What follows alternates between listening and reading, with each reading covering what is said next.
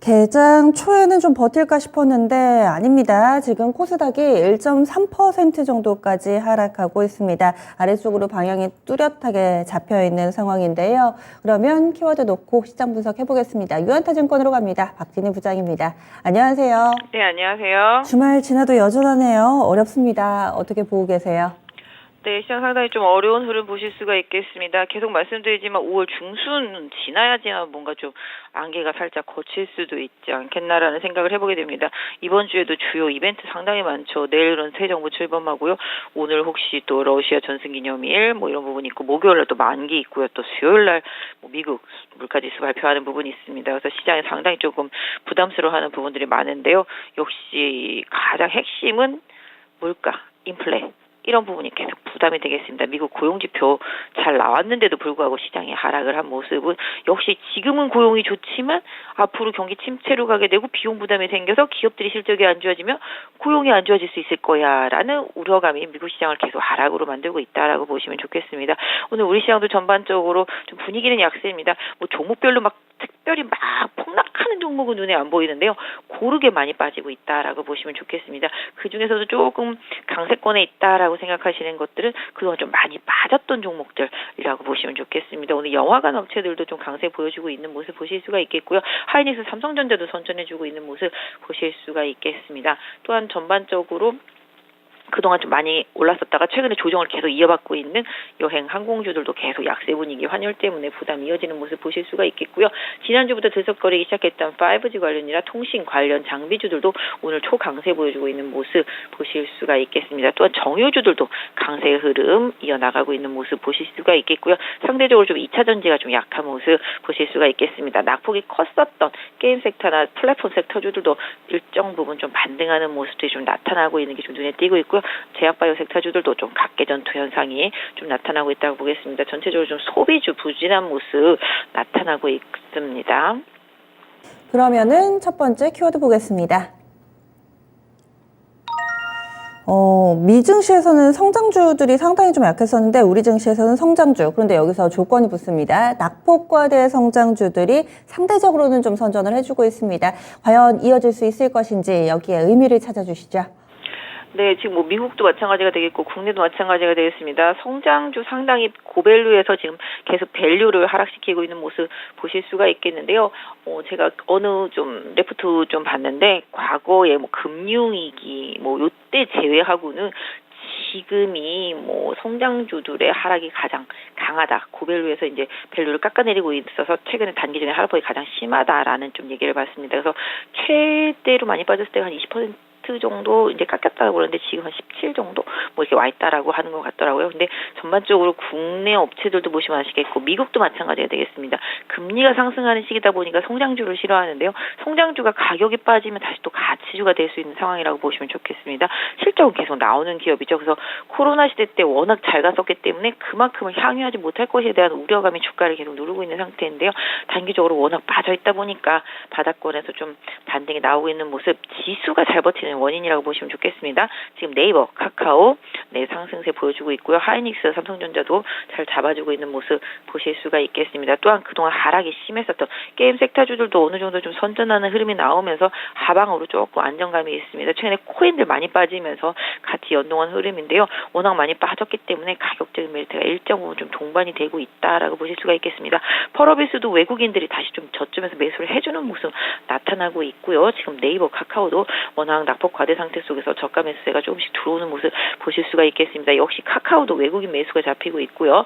네이버도 외국인 매수가 잡히고 있습니다. 이 점 좀 중요하게 좀 보셨으면 좋겠습니다. 그래서 외국인들도 그동안 많이 팔아치우고 많이 빠졌던 성장주 섹터주들이 워낙 저가에 있다 보니까 저가 매수세가 좀 들어오고 있다라는 점 보실 수가 있겠죠. 역시 경기 침체 우려감이라면은 경기랑 상관없는 섹터주들에 대한 관심도를 올라간다라고도 보실 수가 있겠습니다. 그래서 연속선상은 조금 더 확인을 해봐야 되겠습니다만은 시장에 대한 우려감보다 주가 더 많이 빠졌다라는 점, 그 다음에 원가 부담이 없는 회사들이라는 점, 그 다음에 경기 침체 우려감에 있어서 방어적이라는 점, 이런 점들이 좀 저가권에서의 매수세가 좀 들어오고 있다라고 보시면 좋겠습니다. 네, 다음은 두 번째 키워드입니다. 5G 통신 장비 섹터도 강세 흐름에 동참하고 있습니다. 지난주 후반에 호재성 뉴스 나오고 나서 계속 주목받고 있는데요. 대응 전략 알려주시죠. 네, 뭐 6G에 대한 얘기도 나오고 있습니다. 뭐 5G든 6G든 간에 뭐 통신 장비주들 흐름이 좀 계속 개선되는 모습 보실 수가 있겠습니다. 오늘 특히 보시면은 뭐 6G 관련 뭐 아니면 통신 장비 관련해서 THQ라는 회사는 제가 잘 모르는 회사긴 합니다만은 계속 연속 급등 상한가 이어가고 있는 모습 보실 수가 있겠네요. 그리고 뭐 그 밑에 권에 있는 장비 회사들도 상당히 좋습니다. 지금 CS, 기산텔레콤을 비롯해서 약간 좀 6G 관련주들 초강세를 이어가고 있는 모습 보실 수가 있겠습니다. 뭐 그걸 따라서도 지금 이제 5G들도 좀 저가권에서 올라오는 모습 보실 수가 있겠는데요. 역시 그 섹터 안에서도 개별주들이 좀 힘을 내고 있습니다. 중소형주 중심으로 한 초강세 흐름들이 좀 나타나고 있는 모습 보실 수가 있겠는데요. 역시 중소형주들은 좀 대마로 움직이고 있다라고 보실 수가 있겠고 5G는 뭐 지난번 삼성 수주 이후에 좀 낙폭과대에 따른 저가 매수 인식이 가격을 좀 방어해주고 있는 모습이라고 보시면 좋겠습니다. 일단 뭐 5G든 6G든 뭐 주가가 워낙 많이 빠지다 보니까 중대형주 쪽에서는 움직임이 좀 있고요. 6G 쪽들 같은 경우는 좀 대마성으로 초강세 흐름이 나오고 있습니다. 대부분이 뭐 25, 29, 18% 정도 강하게 움직이는 종목들의 흐름이 뭐 6G 쪽에 좀 나오고 있다라고 보실 수가 있겠는데요. 시장이 뭐 이런 부분도 역시 좀 일정 부분은 또 방어적인 성격, 뭐 약간 또 테마주 성격 이런 부분들로 좀 순환매가 좀 돌고 있기 때문에 일단 좀 추격 매수는 조금 부담스러우실 수가 있겠습니다만은 그 섹터의 움직임 보시면서 바닥권에 있는 아무도 관심 없는 5G들의 주가 흐름도 추가적인 반등세에 들어온지 여부 계속 좀 살펴보셨으면 좋겠습니다. 네, 이번에는 마지막 키워드 넘어가겠습니다. 그동안에는 유가 움직일 때 석유 도소매, 사이즈 작은 종목이 영향을 받았다면 오늘은 대형주들의 흐름이 상당히 좀 돋보입니다. 이것은 어떤 의미가 있을까요? 네, 뭐 시장이 제가 요새 느낌을 조금 받고 있는데요. 뭐 중소형주들 테마로 돌릴 수 있는 것들은 최대한 돌리고 있는데요.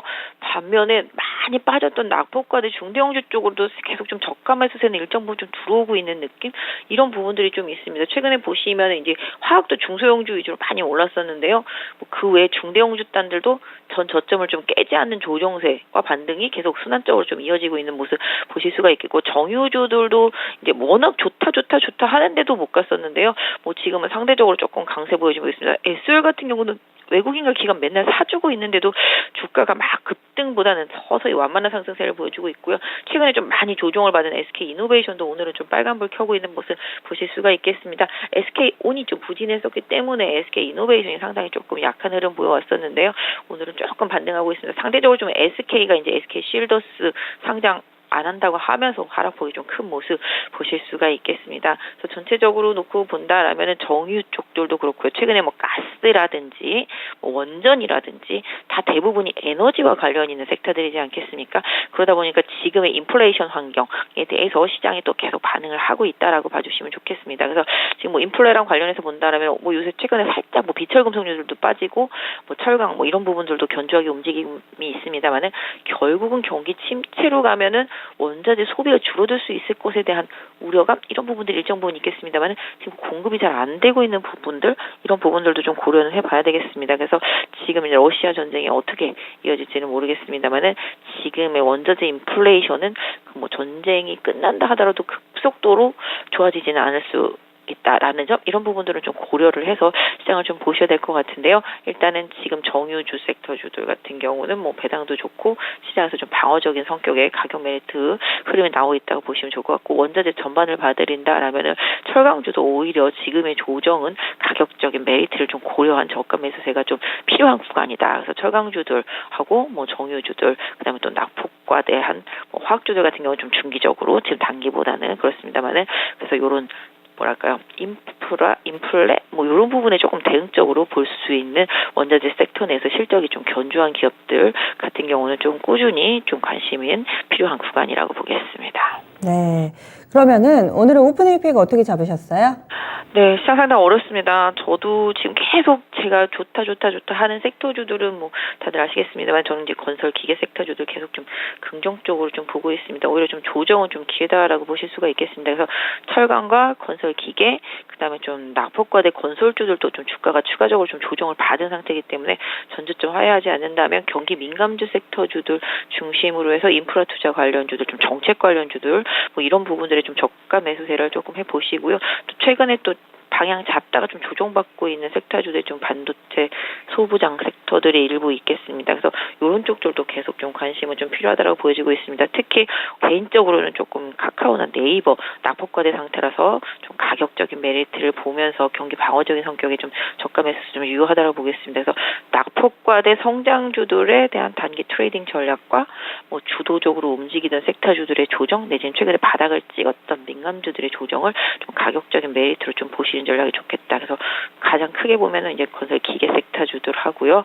그다음에 아까 말씀드린 대로 성장주 플랫폼하고 낙폭과대 게임 이런 쪽들에 대한 기술적인 반등을 노리는 전략 이런 부분들인데요. 일단 지수가 2620선 잘 지지하는지 좀 확인이 필요한 구간입니다만은 단기적인 호흡보다는 중장기적인 호흡으로 좀 분할 접근하시는 전략으로 오늘부터는 나눠서 좀 접근해 보시는 전략 유효할 것 같습니다. 네, 알겠습니다. 내일 뵙겠습니다. 네, 감사합니다.